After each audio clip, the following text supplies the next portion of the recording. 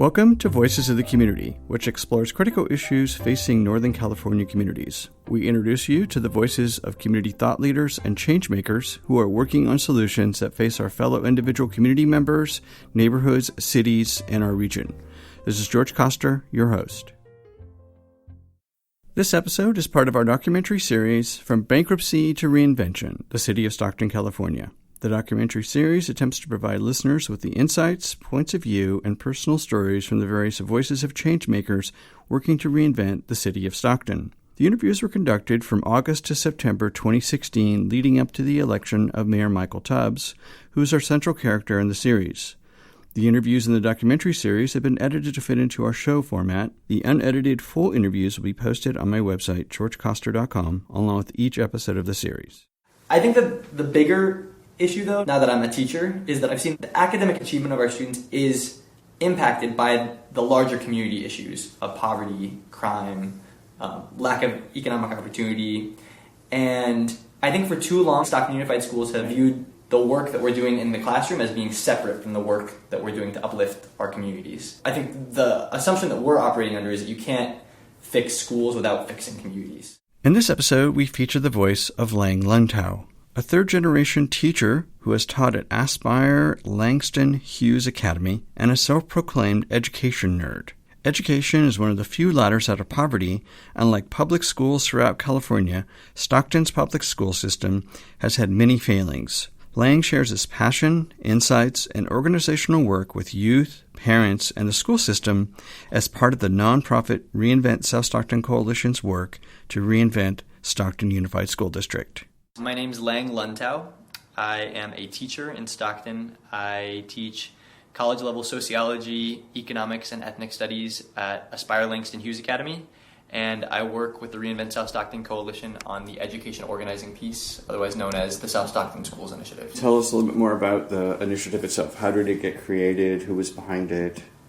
Sure. The Reinvent South Stockton Coalition was founded 3 years ago under the leadership of Councilmember Tubbs, and the work of a real coalition of community leaders who recognized that there was great work being done in South Stockton to improve the lives of the thousands of residents that live there, but a lot of the work was being done in silos. When the Reinvent South Stockton Coalition was founded, part of the first year and a half was all around building community buy-in and really making sure that the work that we were doing was rooted in things that community members wanted to see. So kind of taking a page from the playbook of Supervisor Mark Ridley Thomas, the county supervisor in Los Angeles. Right. Yeah, South Central LA. Who created the reinvent model that I understand City Council person Tubbs based the reinvent on. Yeah, so after Michael was elected, one of the first things he did was he brought a team of folks down to LA to the Empowerment Congress, which has been running for the past 2 or 3 decades. And one of the features of the Empowerment Congress is that it's a way for these civic agencies, the nonprofits, community-based organizations, government agencies that are entrusted with improving outcomes broadly for people in South Central LA. It provides an opportunity for those folks to come together and meet with residents once a year, and for there to be regular feedback from residents to the folks who are entrusted with making those decisions about funding and policy, that the efforts aren't in vain, and that the issues that matter most to community members are actually being addressed. This isn't something that was new. People had done surveys in South Stockton before. First, we brought together a great team of folks who had been doing good work in their own terrains and hadn't been able to break out of those silos. And second, we used this assessment as a launching point to really decide where we were going to spend our time and where we were going to leverage more investment and attention. So when we did the survey, it was very simple. We just knocked door to door on over 800 doors in South Stockton. We did these volunteer days almost every day for an entire month. I remember it was August 2014. And one of the clearest responses we heard from community members were that the 4 biggest problems they identified in South Stockton and that they wanted someone to solve were, first, in order, schools, or the quality of education, safety, job development, and then access to youth recreational opportunities, which is kind of overlapping with education. So that's like the high-level answer. The on-the-ground answer is that Our team is run by educators. I'm a teacher. When we started the Reinvent Stockton Coalition, Michael was a teacher, Langston Hughes. Our real bread and butter in terms of our volunteers are all high school students and college students. So when we thought about the first steps that needed to be taken to improve South Stockton, it was natural for us to start in our schools, because we recognize that schools have a huge amount of potential. Young people have a huge amount of potential, and schools should be the engine of this positive civic change and economic growth. And there are still a lot of obstacles that are preventing that from happening. So what would you say are some of the biggest obstacles to reinventing Stockton through the school district? Obviously, first and foremost, everyone thinks of is money, right? But would you say that there's the political will there, the community will to enable and to support those efforts? Yeah, I think that there is. Schools are really complicated in any urban school district. It's tough to figure out how to improve the educational opportunities being offered to the 39,000 students that are attending school every day in Stockton. And there are a lot of things that are going on. I think for too long, there have been low expectations of students and of schools in South Stockton. I think that there have always been amazing, dedicated, tireless educators. Both my parents were teachers in Stockton Unified for their entire careers. My mom taught in Southeast Stockton, and my dad was born and raised in South Stockton and also taught most of his life at McKinley Elementary. My mom was also a teacher. Yep. In Stockton Unified. And then Lodi Unified. Wow. Yep. Lathrop Unified. Lathrop. So, yep. She did adult education for Stockton. Yeah. So I think that there have always been amazing, teachers that have worked their butts off. I think there have been amazing gems of schools that have excelled. But I think system-wide there have been a complacency around what our students can achieve. I go first to the data. I think it's indicative of the standards we've had for our students that only 1 in 3 graduates in Stockton Unified is even graduating eligible to apply to a UC or a CSU, so having completed all their A through G requirements. So we're not even talking about the high school students who start in 9th grade, but of the students who make it to senior year, only 1 in 3 can actually even submit that application to UC Santa Cruz or Sac State. We have suspension and expulsion rates routinely that are 3 times the state average, and less than 1 in 3 students in 3rd grade are reading at reading level. So I think on the one hand, from the perspective of what's going on in schools, I think that we've had this complacency that our students cannot succeed. I think that the bigger issue, though, now that I'm a teacher, is that I've seen the academic achievement of our students is impacted by the larger community issues of poverty, crime, lack of economic opportunity. And I think for too long, Stockton Unified Schools have viewed the work that we're doing in the classroom as being separate from the work that we're doing to uplift our communities. I think the assumption that we're operating under is that you can't fix schools without fixing communities. The best schools in Stockton Unified have recognized that, have figured out ways to bring community members in, whether it's through setting up community health clinics or real parent centers, or figuring out ways to bring in curriculum and skills that are relevant for our students. I think of schools like Health Careers Academy and Weber Academy, which is like a technical skills school that is doing amazing stuff to prepare students to enter high-paid apprenticeships. But those schools are exceptions. And so the work we're doing with the South Stockton Schools Initiative has 2 objectives. First, we serve as a voice for education policy that promotes equity in Stockton Unified, and particularly in South Stockton, really bringing in research-based best practices from all over the state that we think might work here. And secondly, to bridge the gap between community members and schools. Otherwise, schools can't grow on their own. So we do a lot of work taking kind of that organizing focus and bringing in parents, students, community members whenever we can to the work to improve schools. We work with the district to make our data very open and transparent so that we're all on the same page about where our weaknesses are and the strengths. One of the strengths is that we have a relatively high graduation rate, which is awesome, especially when you compare Stockton Unified to districts like Oakland Unified or some districts in Southern California. We're doing a much better job of keeping our students through the 4-year cohort, but now we need to work on making sure that they're going off to strong career training programs and strong college readiness programs. I know that might not be a very sexy answer for you, but I think the work that we're doing in schools is so complicated, but we view it as being really critical, because if we can improve, honestly, if we can get 50 to 100 more students to college from Stockton, and specifically from South Stockton, in the next 5 to 10 years, we will make a huge impact in terms of addressing the issues of poverty and crime. And it's really complicated to do that, but the other stuff can't be sustainable in the long term unless we are preparing individual students on a larger scale, I guess. And how can the community help? Because you were saying essentially one of the key ingredients is community involvement. Yeah. So if someone was listening to this, or you're having the conversation and they're a community member, and they're saying to themselves, gee, what can I do to get involved? Or what should I do? Or is it showing up and volunteering? Is it voting for a bond issue? So you asked about funding. The funding thing is interesting in California, because now there is a lot more money for schools. Right. 4 years ago, the state legislature passed this huge expansion of money for high-need school districts called the Local Control Funding Formula. And in Stockton, we're receiving a huge influx of new money. One requirement of the law was that districts get feedback from community members, particularly parents and other stakeholders, and that we make decisions at the local level, so that in our neighborhood schools we figure out what are the huge needs and how do we address those with new money.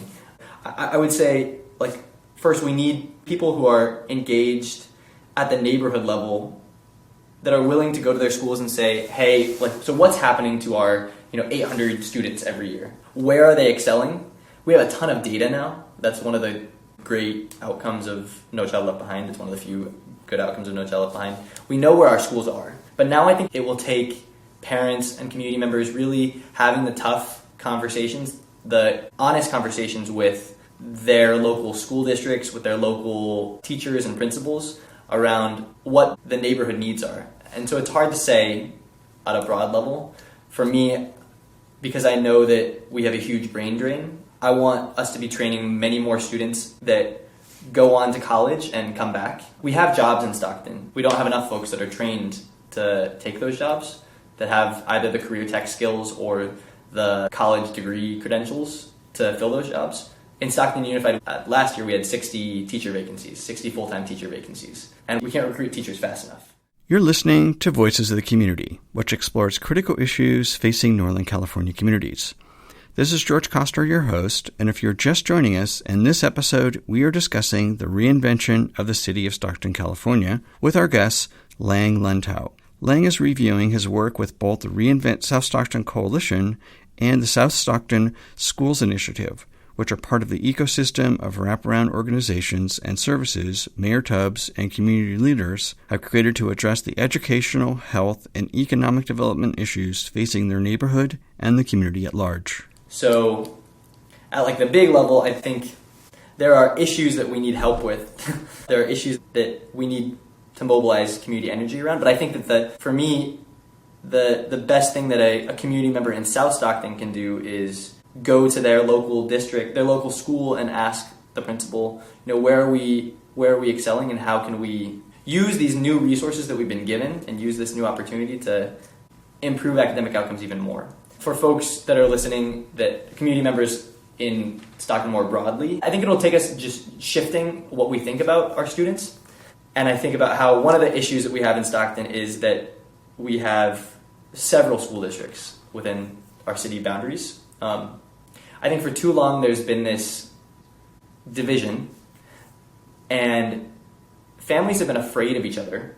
Parents have had this fear that I can't send my kid to school with those kids. And I think that that's led to huge barriers, because now we're trying to rebuild a city that has been divided for a very long time, not only into different neighborhoods, but also into different school systems. And so I think it'll really take us recommitting to this idea that it takes a village to raise a child, that a kid being a survivor or victim of gun violence in South Stockton matters to families and teachers and community members in North, East, and West Stockton. And that There are ways that we can innovatively address those issues as a community, whether it's through developing mentorship programs, whether it's through pushing our school district to invest more in intervention at an earlier level, or whether it's like reconfiguring how we run our schools.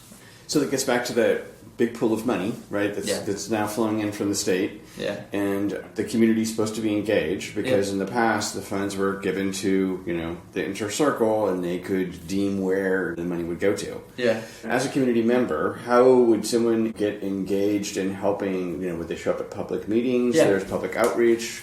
Do they talk to their city council person or their supervisor? Getting engaged is harder than it should be. And so we need to demand our policymakers make it easier. But to learn about how that money is, the money that we're talking about, the local control funding formula is playing out in your local school district. Every school district is required to have a website where they share their local control accountability plan, their LCAP.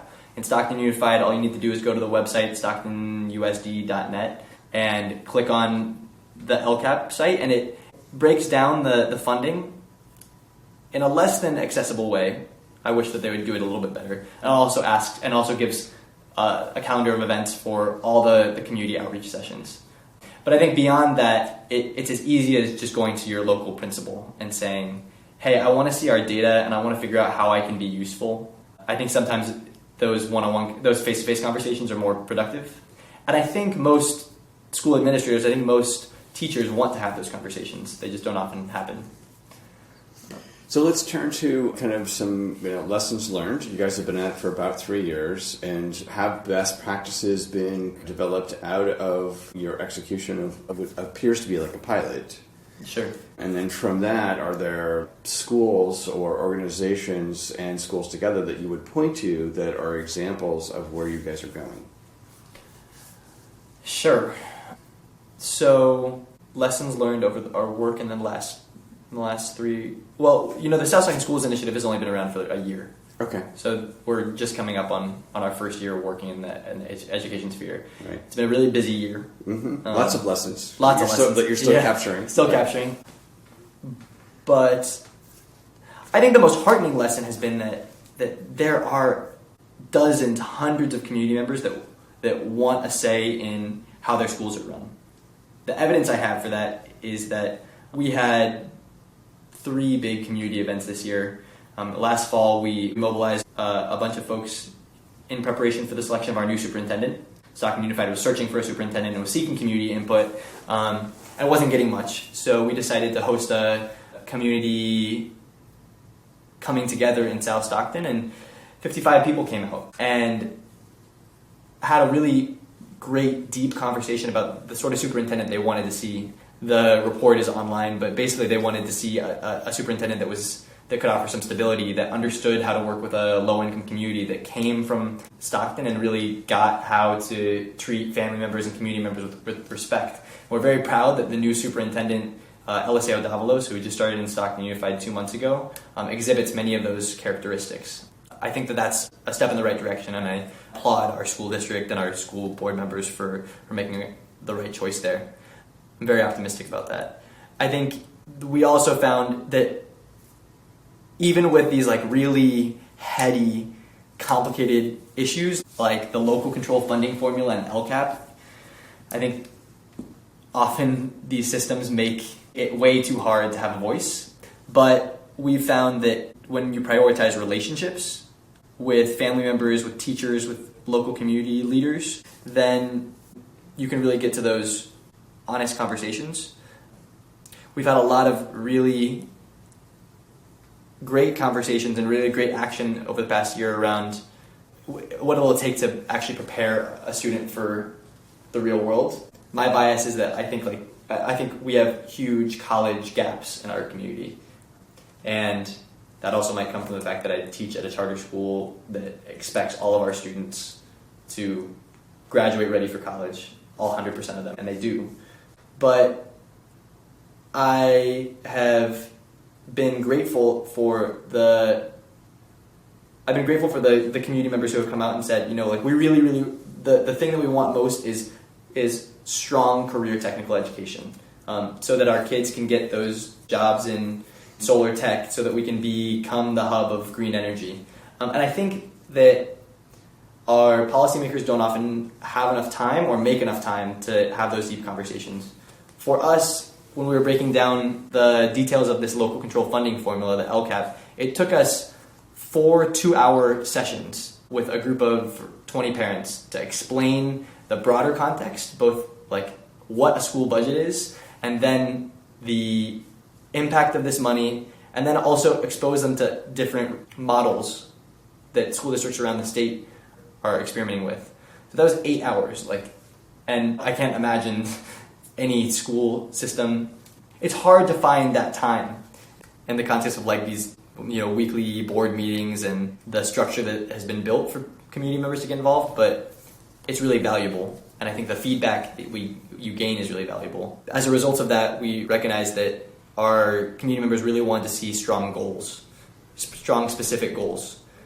We've all recognized that Stockton schools are underperforming, but what they wanted to see from the district is that if we're spending all this money, where did we hope to be in the next 2 to 3 years so that we could have somewhere to work towards? And so that if our priority was college readiness, that community members could have a way in, they could know what their role should be, and we've had some success there. In terms of schools and models that we're looking to replicate, I think that we're hoping to see more community schools pop up and more schools develop that are really engaged with the lived experiences, not only of our students, but also of their families. And so schools that come to mind that we've really tried to learn from are schools like Roses in Concrete in Oakland, which was founded just several years ago, that is kind of reframing the role of a school, not as a bastion of learning that is separate from the community, but as a hub for parents, students, and as a hub for community change. I think our goals are pretty simple. We want students to leave Stockton Unified as prepared as they can be. We're looking for any research-based methods that we can try. And so I guess I'm excited that there's a lot of energy, not only at the school district level, but that there are dozens of teachers that have been seeing the work of our youth organizing team, that have seen our work to beautify community spaces, to reclaim parks, to address holistic health concerns, to fight the school to prison pipeline, and have been figuring out ways to get students involved in all of those community change actions that are happening outside the classroom. And however we can harness more of that energy, I think we'll be successful. Final question, what would you say has been the biggest impact within this 1 year? Obviously it's new. Do you feel like there's one thing that's kind of an aha moment for your efforts this year? I think I'm just really heartened that we have a community of students who are beginning to see that they have a role in improving their schools, that speak the language of education policy, that are able to research the data around their schools and can tell us, what are the points of strength and what are the points of weakness. And I'm really heartened that there are students in Stockton who are developing those critical thinking skills that I think sometimes our policy leaders have lacked. They're doing the hard work of researching programs and education policies that other communities are trying to boost, to shrink the achievement gap and boost academic outcomes. And in many ways, our students are leading our education policymakers and are helping them take those bold steps to improve our schools. I'm really impressed, and I've been given a lot of hope, because I think we're seeing more and more that young people are stepping up and are saying, these are our schools, and we're not complacent.